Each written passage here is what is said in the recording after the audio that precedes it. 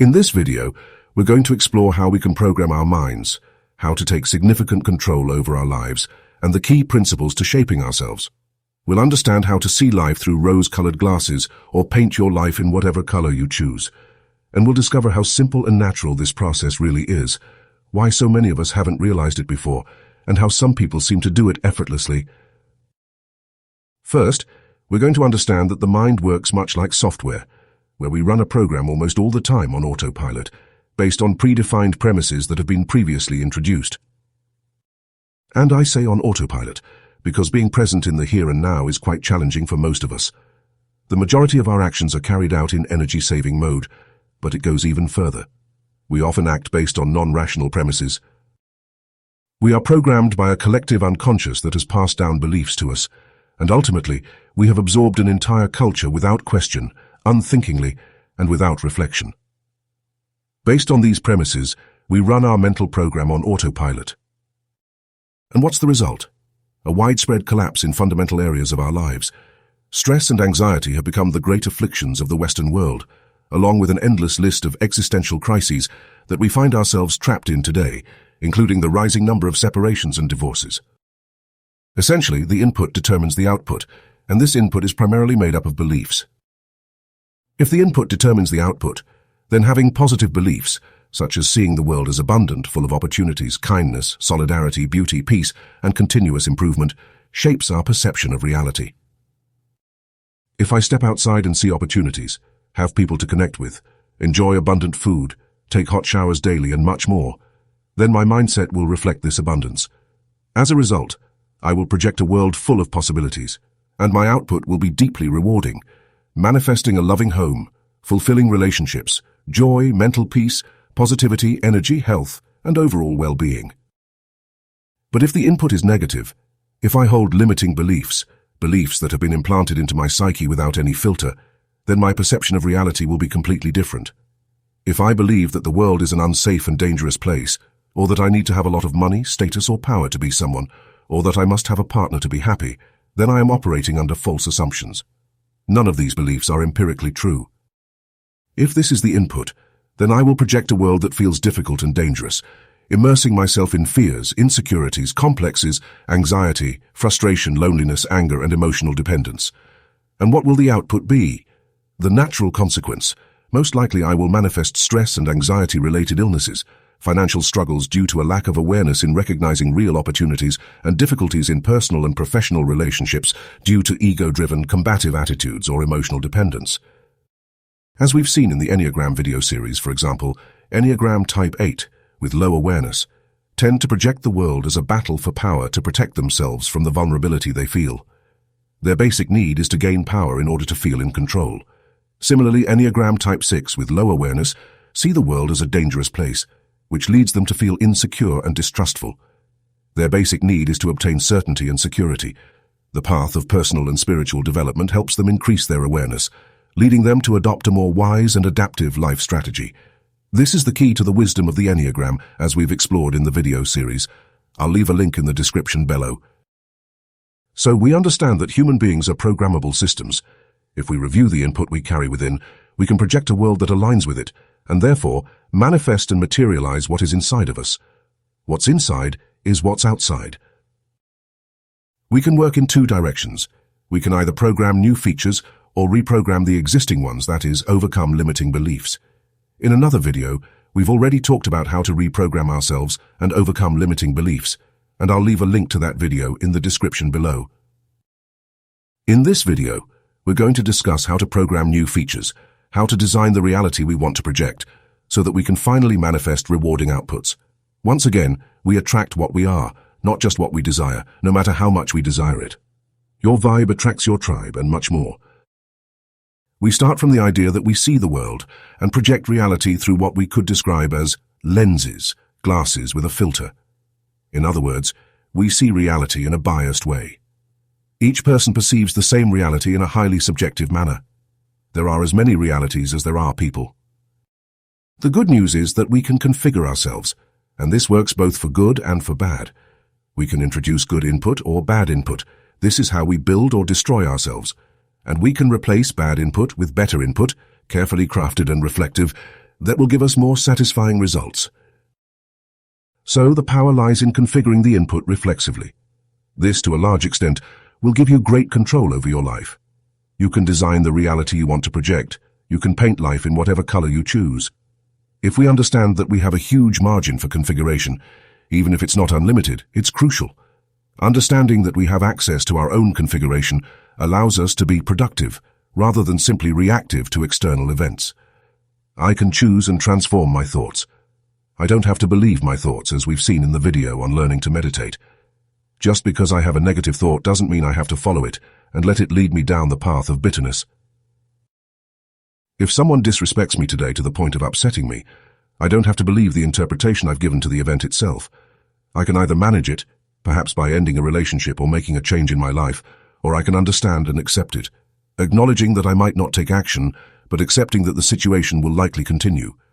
Alternatively, I can simply let it go, accepting that not everyone will treat me with respect. It is what it is. Overthinking, however, will only lead me to stress, anxiety, and a loss of control, and overthinking is not an option. We simply can't afford it. When I take control of my thoughts, when I tend to my mind daily through meditation, observing my thoughts with no judgment, and when I also maintain a healthy internal dialogue, acting with self-love, and being mindful of the words I use to speak to myself, and I don't use self-sabotage, then the mind calms down and I act reflectively rather than impulsively. And this way I influence my emotions, as they are a consequence of my internal processes. Once again, what's inside is what's outside. Our thoughts produce our emotions, which then drive our actions, which in turn become habits. Over time, these habits shape our character, which then determines our decisions and ultimately our destiny. And of course, our beliefs and environment are also key determinants. Now we return to beliefs. Believing with conviction is determining. Once again, moving beyond the pretty poetry, with which we're bombarded by the positive philosophies and psychologies of Mr. Wonderful, who dominates the personal development market and marketing today. That magical thinking that you have unlimited potential, that anything you dream of is within your reach, and that all you have to do is wish for it with enough strength because you deserve it. Blah, blah, blah. Obviously, it's not about simply wishing strongly for something. It's not about visualizing our desires with enough intensity until they wonderfully materialize and manifest. That's not how it works. It's clear that it doesn't. Progress is mostly the result of a development process that follows an appropriate action plan. Let's not get confused. When we desire something intensely, or when something becomes truly unbearable, it's often the forces of weakness within our subconscious that drive us to take action. It's that self-love to fight for ourselves with courage and determination. Inaction rarely leads to winning solutions. Success will then be the consequence of a rational and reflective process. It's about rationalizing, reflecting, reasoning rationally and reflectively with ourselves. This is how the process of inputting good input into our minds works. This is how we program and self-configure ourselves. Essentially, we do this by installing convictions, by believing and acquiring convictions in a controlled, reflective, and informed way. Truly believing in the right input, gaining wisdom and with good information, reasoning and dialoguing with ourselves until we convince ourselves, for example, that we don't need a fancy car to feel like someone. It's fine to enjoy luxuries, but our self-esteem cannot depend on them. So, perception will be shaped by your beliefs and convictions embedded in your subconscious, what your psyche at its deepest level has accepted as true. In this context, let's explore a bit about the placebo effect. How can we explain that the placebo effect has a real impact on our brain? How can we explain that some people heal simply by taking placebos? They've consumed information that they themselves have certified as true, believing that a pill, not knowing it's a placebo, will have an effect on them. In that moment, their subconscious starts to accept the idea as truth and turns it into a reality, materializing it. Similarly, or conversely, if you think you're bad at sports or mathematics or remembering names or faces, of course, there is a component of talent and individual skills, but what you're doing is self-sabotaging. Every time you repeat to yourself that you have a limitation, like a lack of memory or ability, it's like running a script, a direct command to your system to be executed automatically by the program. Command: I'm bad at math, repeatedly sent. The result? Constant failures in math because your internal configuration is set to believe that you have no capacity for it. Well, maybe you don't have the capacity or the interest to be a great mathematician or create complex algorithms. But surely you can understand many useful and practical things if you start with the basics. You can grasp the fundamentals, perhaps by listening to good teachers, following a solid guide, breaking the problem into pieces, and building the reasoning step by step. This is often within everyone's reach and useful for many interesting things in life. Once again, it's not easy to fall into depression, anxiety, or stress. It takes repeatedly reinforcing negative thoughts over time, continuously sending those commands until the program runs, eventually leading to severe anxiety, stress, or chronic depression, which can then result in serious health issues. And along with conviction comes commitment, determination, perseverance, and faith. It's about truly wanting to achieve something with all your heart, because things don't come immediately. It's more about the saying, "He who perseveres, achieves." It's about getting up after falling several times. It's about not giving up at the first obstacle, not getting discouraged by lack of support, and continuing even when it feels like no one is backing you. Even when you might think it doesn't make sense or when you face setbacks, no matter the context, perseverance is key. There is a lot of talk about resilience, about moving forward, about being able to tolerate risk, about having the ability to take risks and feel comfortable in uncertain situations. Ultimately, it comes down to conviction, perseverance, commitment, determination, and faith. And vision is also key, and paired with vision is discernment. Steve Jobs was convinced, based on his knowledge of technology, that a small device could hold a lot of functionalities and that it was just a matter of figuring out how to make it happen. Many engineers doubted or didn't believe it was possible, but it was achieved. There are many ways to program ourselves, whether through conscious reflection, seeking wisdom, or simply curating the information and beliefs we accept into our minds. The use of visualization is common among elite athletes and many other successful individuals. The act of visualizing ourselves achieving our goals, recreating the end result in our minds, leads to fantastic results. For example, a soccer player visualizing executing the perfect technique and scoring a goal. Similarly, a communicator can visualize flawlessly delivering their speech, following communication techniques to perfection. On the other hand, introducing new information into our system, whether through reading, listening to experts, or engaging with content like podcasts and videos, can have a transformative effect. For instance, a video can motivate us to radically alter our diet, approach to financial investments, or any other area of our life. And techniques like self-suggestion or repeating validated arguments work very well. It's not enough to repeat things like a parrot. We need to accept and repeat arguments that we genuinely believe and validate. The key is not just mindlessly repeating, but internalizing and truly accepting the reasoning behind it. For example, the world is an abundant place where countless transactions and conversions happen every day. If others can succeed, I can too. To set up a winning mindset, we need to design our character, focusing on the features we want our true selves to have.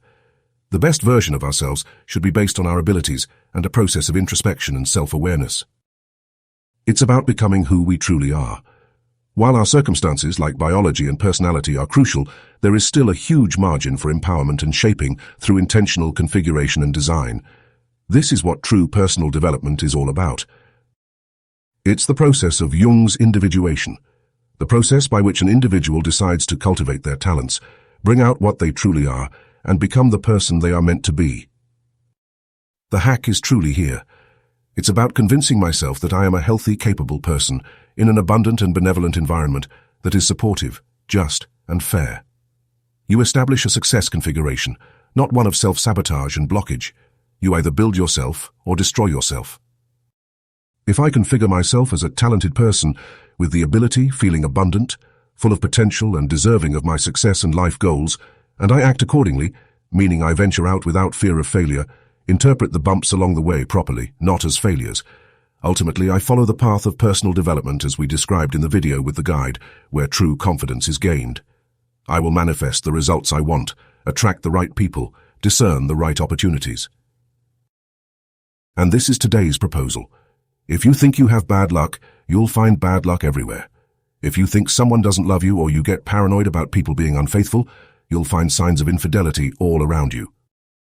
Design your character, draw the life of your dreams, create a precise image of your best version. You can use AI, guide every micro-decision toward achieving that outcome. Program yourself, paint your life in the color of your choice, whether it's pink or any color that resonates with you. Huge thanks for watching. If you liked it, please leave a like. I'll see you in the next one.